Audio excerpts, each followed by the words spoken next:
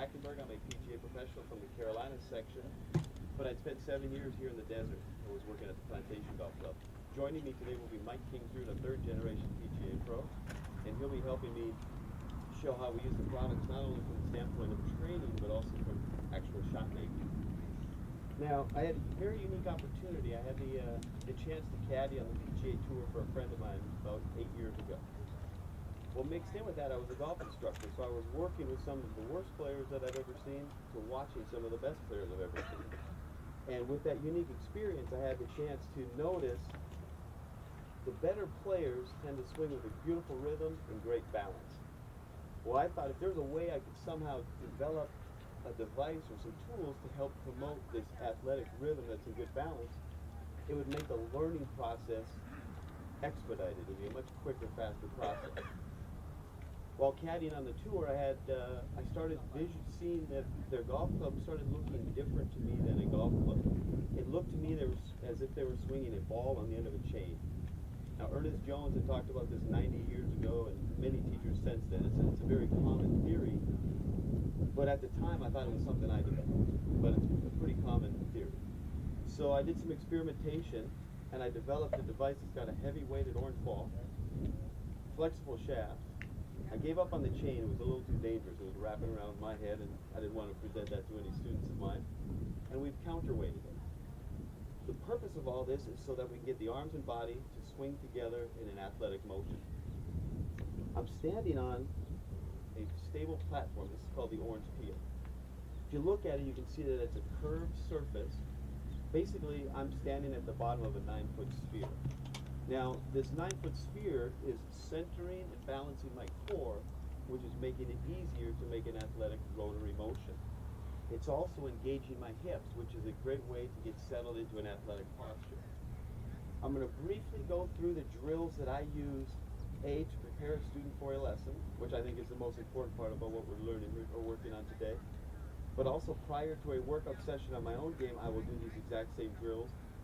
And in the evenings, this is basically my physical fitness. This is my flexibility, my fitness, and my just staying in shape drills. And in the evenings, I do that in my garage with music playing. It's a comfortable way for me to basically to work on my golf swing, but also get in shape. So I'm going to quickly go through it, and then Mike and I will transfer over into how do we use this in regards to hitting shots and playing better golf shots.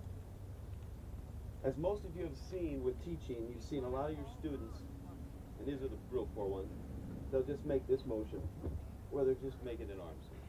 So what I like to start with is a drill that I call the torso twist. It's to stretch my back, but it's to get my arms and body to learn to work together.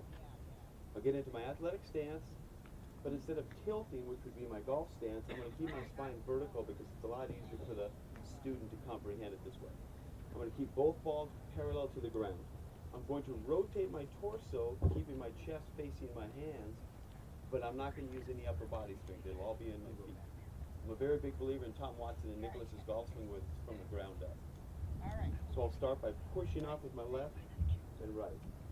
Left, right. I repeat this motion 10 or 12 times to synchronize my arms with my upper body and good footwork. I may not use this much footwork in my golf shot, but a lot of my students who weren't making it, it was a good way for them to develop that motion. It's very similar to if I had a heavy weighted bag. Let's say I had a 50-pound bag of sand. If I were to try to hurl it, I would use my lower body and not my upper body.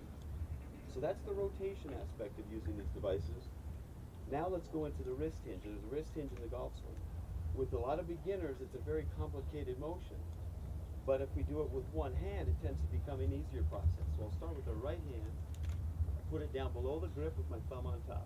Basically like a baton. I'm going to choke down to make the device lighter. I'll get into my golf stance, and I'll very slowly start to push it forward and let it fall. This counterweight is encouraging my wrist to hinge and unhinge. Once I get it going, I activate my feet, pick up the pace.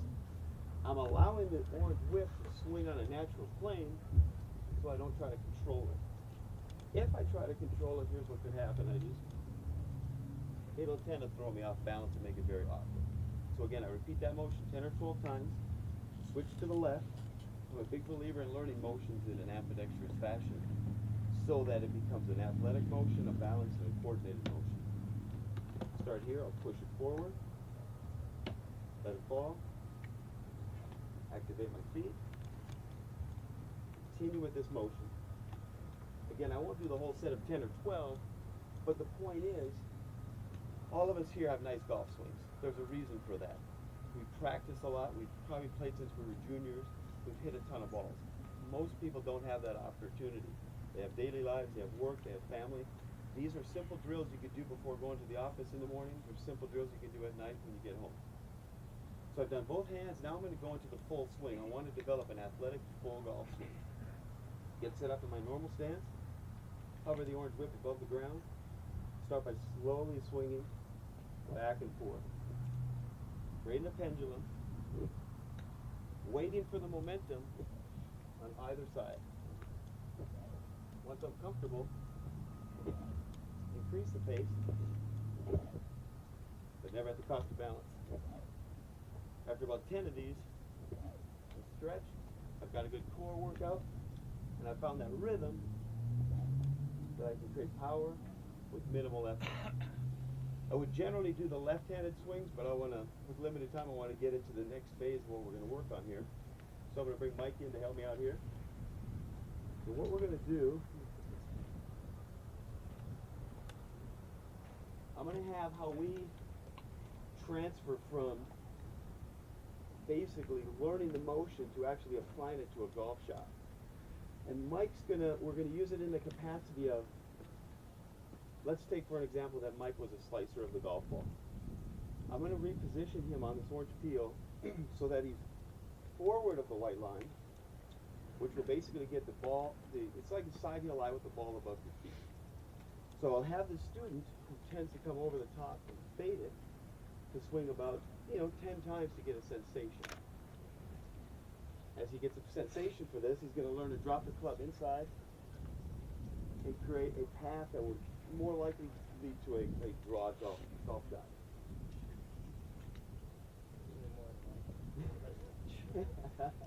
And actually do that. We'll do that after.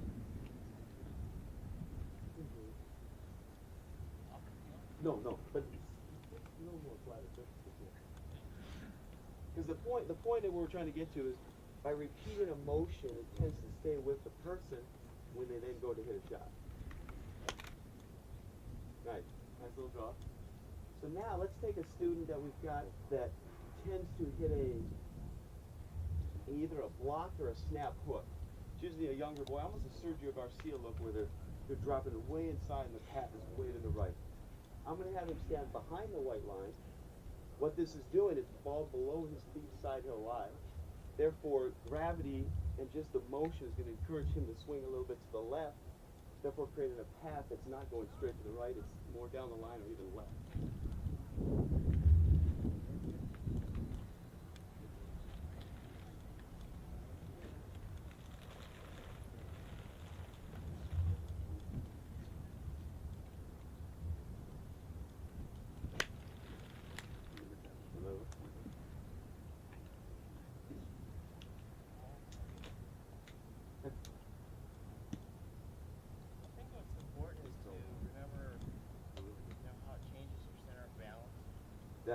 Exactly right.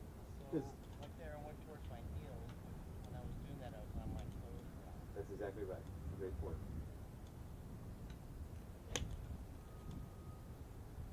It started on a better line, but it didn't draw as much. But it's a nice way to be able to change the path.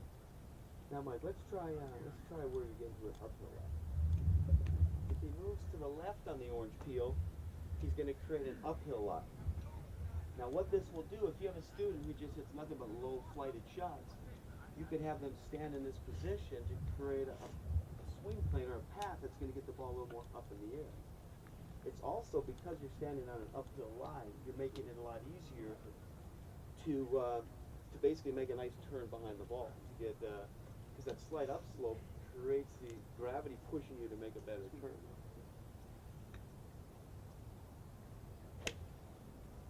So he made the same exact swing he'd been making, but because he kind of settled into the feeling of the orange peel, he was then able to hit a much higher shot.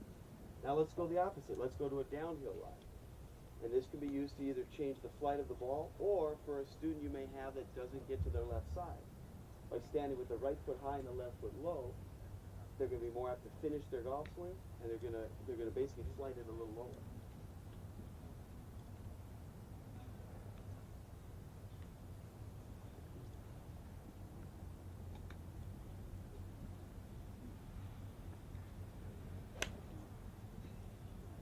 Okay. With beginners or higher handicappers, we like to do it the way we've been showing you, where the person will be on the peel first, learn the sensation, learn how their body is moving and balanced, and then go to ground, because this is where they're used to hitting a shot. But for advanced players, I would state players that are single digit, we've been hitting balls from the orange peel. Even though you're a little off the ground, you still can settle into it. And I'm going to have Mike demonstrate some shots from the orange peel, because it's a pretty interesting way to experiment with your golf swing. So he's going to go ball a little bit forward.